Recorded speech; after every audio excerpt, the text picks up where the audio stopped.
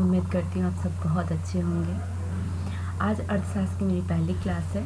चलिए हम समझते हैं अर्थशास्त्र की परिभाषा। अर्थशास्त्र की परिभाषा मनुष्य की आजीविका को अर्थ के नाम से पुकारते हैं। मनुष्य द्वारा उपयोग में लाई जा रही भूमि को भी अर्थ नाम से ही संबोधित करते हैं।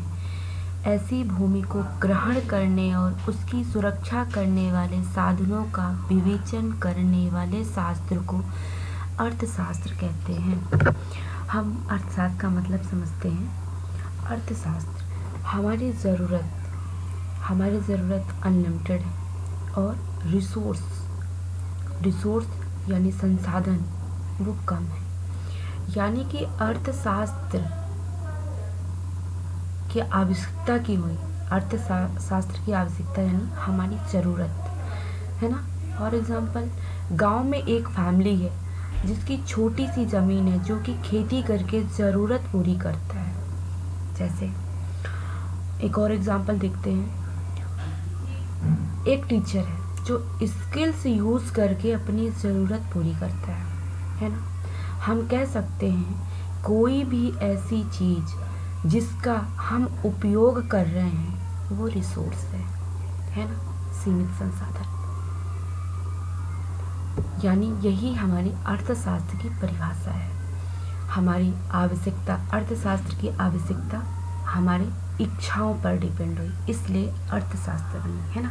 हम देखते हैं कुछ राइटर के अनुसार, हाँ, एडम स्मिथ धन संबंधी परिभाषा उन्होंने दिया है। प्रतिष्ठित अर्थशास्त्रियों ने अर्थशास्त्र को धन का विज्ञान कहकर परिभाषित किया है। इस समूह में एडम स्मिथ, जे.बी.से, वॉकर आदि अर्थशास्त्रियों को सम्मिलित किया जाता है, लेकिन इन प्रतिष्ठित अर्थशास्त्रियों में एडम स्मिथ प्रमुख है, क्योंकि सर्वप्रथम सन 1776 में एडम स्मिथ ने आर्थिक विचारों को क्रमबद्ध व वैज्ञानिक क्रम में अपनी पुस्तक राष्ट्रों के धन के स्वभाव तथा कारणों की खोज, an inquiry into the nature and causes of wealth of nation में प्रस्तुत किया। इसलिए एडम स्मिथ को अर्थशास्त्र का जनक भी कहा जाता है। एडम स्मिथ के अनुसार अर्थशास्त्र एक ऐसा विज्ञान है जो राष्ट्रों की संपत्ति की प्रकृति एवं कारणों की जांच पड़ताल से संबंधित है। इस प्रकार यह धन का विज्ञान माना जाता है एडम स्मिथ के अनुसार। हम एडम स्मिथ की बात करें तो इन्हें आधुनिक अर्थशास्त्र के जनक यानी जनक भी कहा जाता है। धन का अर्जन और व्यय का अध्ययन एडम स्मिथ एक प्रकृतिवादी या आशावादी भी अर्थशास्त्र थे। एडम स्मिथ अधिक महत्व देते थे धन की परिभाषा को, धन के लिए। वो बताते हैं कि मानव जीवन की कल्पना भी नहीं की जा सकती है बिना धन के, है ना। इनका जन्म स्कॉटलैंड में हुआ था। अर्थशास्त्र का जन्म, संसाधन सीमित है, आवश्यकता अनंत है, इसलिए अर्थशास्त्र का जन्म हुआ। ठीक है, ओके। अर्थशास्त्र को देखते हैं कि अगर परिभाषा को समझते हैं तो एडम स्मिथ के अनुसार इकोनॉमिक्स समझाने का काम किसने किया सबसे ज़्यादा, मतलब कंट्रीब्यूशन किसने किया, तो हम कहेंगे एडम स्मिथ। अर्थशास्त्र के पिता एडम स्मिथ कहलाएंगे, फादर ऑफ द इकोनॉमिक्स, है ना। एडम स्मिथ की जो बुक है वो आप सभी जानते हैं, वेल्थ ऑफ नेशन, जिसमें इकोनॉमिक्स में काफ़ी कंट्रीब्यूशन देखने को मिलता है, जो 1776 में बुक लिखा गया था। ठीक है, ओके। हम देखते हैं रॉबिन्स ने परिभाषा दिया है, प्रोफेसर रॉबिन्स ने परिभाषा उनकी पुस्तक an history of the nature and, है ना, संगी सेंस ऑफ इकोनॉमिक साइंस है ना 1932 से होता है। उनकी परिभाषा की प्रशंसा के संदर्भ में एलएम मैकटाई ने लिखा था कि अभी तक भौतिक हितों को ही अर्थशास्त्र की विषय वस्तु माना जाता रहा, किंतु रॉबिन्स ने अर्थशास्त्र को नया गणितीय दृष्टिकोण प्रदान करते हुए उन्हें पारस्परिक मूल्यों का विज्ञान, सीमित साधनों का शास्त्र बना दिया। प्रोफेसर रॉबिन्स के अनुसार अर्थशास्त्र वह विज्ञान है जो लक्ष्यों तथा उनके सीमित एवं वैकल्पिक उपयोगों वाले साधनों के परस्पर संबंधों का रूप में मानव व्यवहार का अध्ययन किया। रॉबिन्स जी सीमित संसाधन है जो हमारे पास मौजूद हैं, सीमित संसाधन और उन संसाधनों का वैकल्पिक उपयोग है ना, इसके बारे में बताते हैं। जैसे कि हम समझते हैं कमरे में अंधेरा है और मैंने लाइट ऑन कर दी, तो हमारे लिए क्या हो गया, रिसोर्स क्या हो गया, लाइट।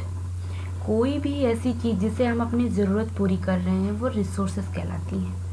इकोनॉमिक्स हमारी कह रही है कि जो कि हमारी रिसोर्सेस है, संसाधन है, लिमिटेड है, स्केर्स जो है लिमिटेड है, किसी के पास अनलिमिटेड रिसोर्सेस उपलब्ध नहीं है। हमारी नीड है अनलिमिटेड, इसका यूटिलाइजेशन, इसका वैकल्पिक उपयोग, एलोकेशन मतलब बांटना, इतनी अच्छी तरीके से बांटा जाए कि हम अपने ज़रूरत को मैनेज कर सकें। एक इकोनॉमिक्स में सबसे बड़ी बात जैसे वैकल्पिक का, जैसे कि हम समझ सकते हैं कि हमारे पास 1000 रुपये हैं तो हम अपनी ज़रूरत के हिसाब से बांट सकते हैं, अपनी नीड एंड वांट्स के अनुसार, है ना। परिभाषा को अगर हम समझते हैं तो इकोनॉमिक्स में एक ऐसा प्रिंसिपल है जो कि अगर मौजूद ना हो तो इकोनॉमिक्स पढ़ने से कोई मतलब नहीं, जिसे हम डिमांड एंड सप्लाई कहते हैं ना। मतलब पूरी की पूरी इकोनॉमिक्स की बात किस चीज़ पर निर्भर करती है, तो डिमांड एंड सप्लाई, यानी डिमांड और सप्लाई का फंक्शन अगर ना हो तो इकोनॉमिक्स ना हो, है ना। अगर डिमांड एंड सप्लाई का फंक्शन ना हो तो कहेंगे ऐसा क्यों, मतलब जो लिमिटेड रिसोर्स हैं उसको बांटने की वजह क्या है ना, इसे एलोकेट करने की वजह क्या होगी। तो हम जितने इंडिविजुअल हैं, हमारी कुछ मांग है, कुछ डिमांड्स हैं, हमारी नीड एंड वांट्स हैं, तो चीज़ों की मुख्य चीज़ क्या है, डिमांड। तो डिमांड पूरा करने के लिए हमें क्या, किस चीज़ की ज़रूरत पड़ेगी, सप्लाई की। पर अगर सप्लाई आप क्रिएट करना चाहते हैं, सप्लाई आप क्रिएट करना चाहते हैं तो आपके पास लिमिटेड रिसोर्सेस हैं जिसको हम बांट रहे हैं, है ना, जिसे आप अपनी ज़रूरत पर यूज़ कर रहे हो। मान लो डिमांड नहीं है तो क्या आप सप्लाई की ज़रूरत पड़ेगी, नहीं। अगर सप्लाई नहीं चाहिए तो हम बेवजह लिमिटेड रिसोर्सों को मिस यूज़ या डिस्ट्रीब्यूट नहीं करेंगे, है ना। यानी इकोनॉमिक्स शुरू होने से पहले ही ख़त्म हो जाएगा। इसलिए अर्थशास्त्र में डिमांड एंड सप्लाई का फंक्शन ना हो तो इकोनॉमिक्स की हम स्टडी नहीं कर सकते, है ना।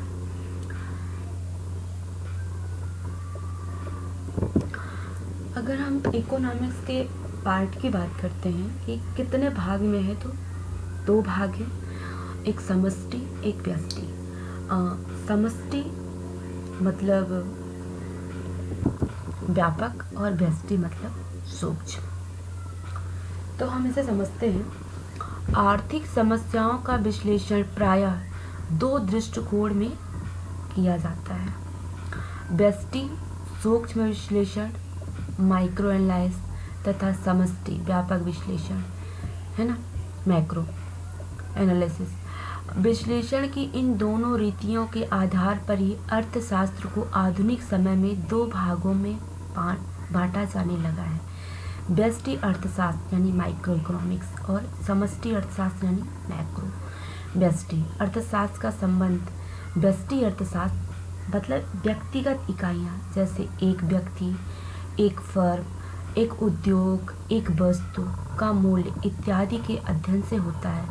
इसके विपरीत समष्टि अर्थशास्त्र का संबंध संपूर्ण अर्थव्यवस्था या संपूर्ण अर्थव्यवस्था की बड़ी इकाइयों जैसे कुल राष्ट्रीय आय, कुल व्यय, कुल बचत, कुल विनियोग इत्यादि के अध्ययन से होता है।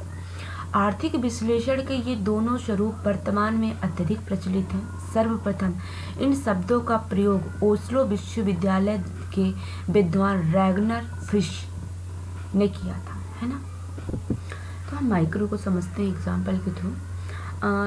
लाइक एक फैक्ट्री है, फैक्ट्री में बहुत मज़दूर हैं, बहुत सारे मज़दूर हैं। मैं हर मज़दूर से इंडिविजुअल पूछ रही हूँ कि आपकी नीड एंड वांट्स क्या है, आपकी ज़रूरत, नाम, एजुकेशन इत्यादि क्या है। मतलब मैं कह रही हूँ कि हर बच्चे से पर्सनली जानकारी ले रही हूँ। ये हमारा हो गया माइक्रो। शॉर्ट में हम मैक्रो को समझे तो हम समझते हैं उसी कंपनी के मजदूर के थ्रू कि मैं उनसे पूछ रही हूँ कि तुम लोगों की टोटल इनकम क्या है, तुम्हारे टोटल एक्सपेंडिचर क्या है, टोटल नीड्स एंड वांट्स क्या हैं। तो हम मैक्रो की बात कर रहे हैं, मैक्रो इकोनॉमिक्स की बात कर रहे हैं। अब मैं बात करती हूँ कंपनी के पूरे बिल्डिंग के बारे में। पूरे बिल्डिंग के नज़रिए से एक सेक्शन हमारे लिए क्या हो गया, माइक्रो, और होल यानी पूरी कंपनी क्या हो गई, मैक्रो हो गई, है ना। अब आगे देखते हैं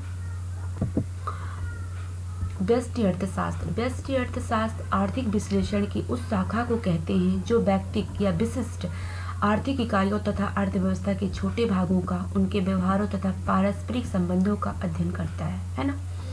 ये छोटे छोटे इकाई या छोटे भाग, एक पार्ट, ऐसे चीज़ों का अध्ययन करता है। विशिष्ट उपभोक्ता, विशिष्ट परिवार, है ना, एकांगी, विशिष्ट फर्म इत्यादि हो सकता है। एक उद्योग या एक बाजार का अध्ययन करता है माइक्रो, है ना।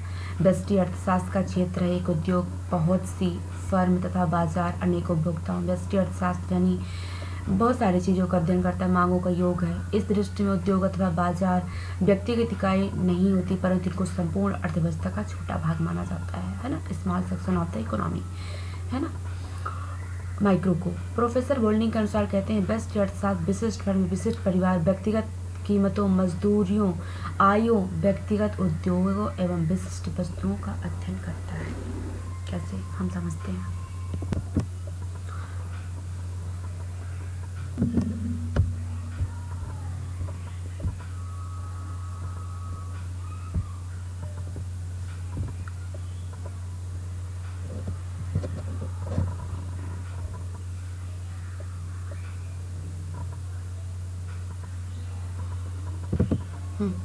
हम ये समझते हैं कि अगर ये दो पार्ट जो डिवाइड हुए अर्थशास्त्र के, व्यष्टि और समष्टि, तो हम कह सकते हैं कि सबसे पहली बार ये टर्म माइक्रो या मैक्रो किसने इस्तेमाल किया। तो माइक्रो 1933 में एक इकोनॉमिक थे जो कि उनका नाम रेगन फ्रेश था, है ना। आपको रॉबिन्स के उसमें मिल जाएगा, ठीक है।